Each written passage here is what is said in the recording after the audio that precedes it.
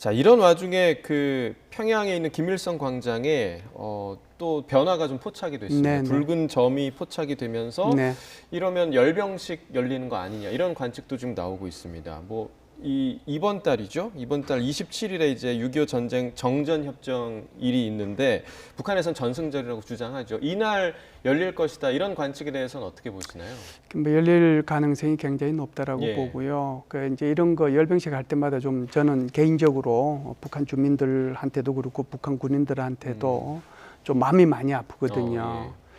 왜 그러냐면 올해 같은 경우는 이미 2월 8일 날 그 북한의 조선인민군 건군절 75주년 그 대규모의 그 열병식을 했지 않습니까? 예. 그 말이 2월 8일이지 그 준비하려면 12월 달부터 두 달간 준비하는데 얼마나 그 추운 데서 고생을 하겠어요. 예. 그리고 지금 말씀하신 7월 27일은 전성절 70주년이잖아요. 우리는 정전협정 기념일이라고 예. 하지만 이게 지금 삼복더위가 있는 거잖아요. 지금도 우리는 더워서 죽을 지경이잖아요. 맞습니다. 그런데 여기 네. 지금 주민 동원하고 군인 동원하고 이 북한의 이 정권이 정말 북한 주민과 군인들의 생각을 요만큼이라도 하느냐고요.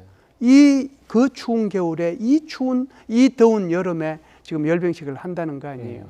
지금 붉은 점으로 보인다는 것은요. 플래디 랩스에서 찍은 건데 네. 그 찍은 것이 해상도가 좀 낮습니다. 어. 민간 이제 위성기구니까 그렇죠. 예. 그러니까 민간 정찰 위성 가지고 찍으니까 저 해상도가 한 30m 정도 나와요. 그러니까 저기 이제 붉은 점으로 나타나는 것은 거기 주민들이 나와가지고 붉은 꽃 흔들고 막 열병식 할 때 하는 거 우리 많이 봤지 않습니까? 아, 그게 그것이 붉은 점으로 나타나는 붉은 건가요? 점으로 나타나는 오, 거죠. 네. 그래서 그거 지금 연습하고 있다는 거거든요.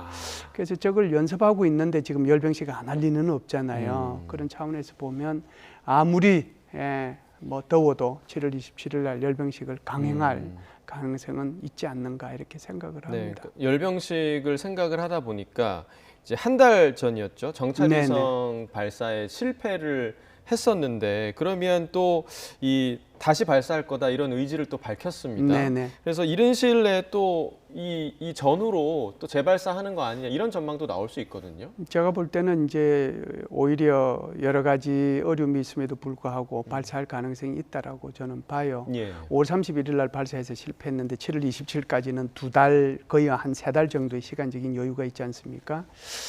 지난번에 그 북한 정찰 위성이 실패한 것은 2단 이제 추진체의 예. 연소 문제, 예. 그러니까 연료 문제, 연료 개통에 문제가 있었다라고 얘기했단 말이죠. 그게 이제 점화 과정에 문제가 있는 건지, 연료하고 산화제를 뭐 엔진에 뿜어주는 과정에 문제가 있는 건지, 엔진 자체에 문제가 있는 건지 아마 이런 것들을 북한이 점검하지 않겠는가라고 보고요. 북한이 이걸 점검할 때 세 가지 차원으로 점검을 하겠다라고 얘기했어요. 실패의 원인이 뭔가, 예. 이 실패를 과학적으로 극복할 방법은 뭔가, 그리고 과학적으로 극복했으면 여기에 대해서 하나하나 다 실험을 성공시켜서 전체적으로 나중에 최종적으로 발사를 하겠다.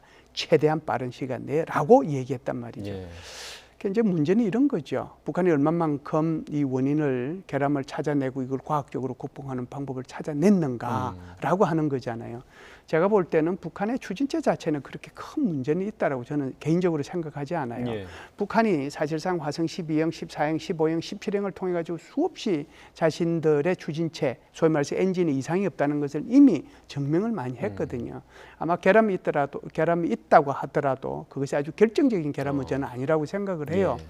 그런 차원에서 보면 뭐 한 세 달 정도의 시간이 있기 때문에 7월 27일 날 축포가 저는 필요하다라고 보거든요.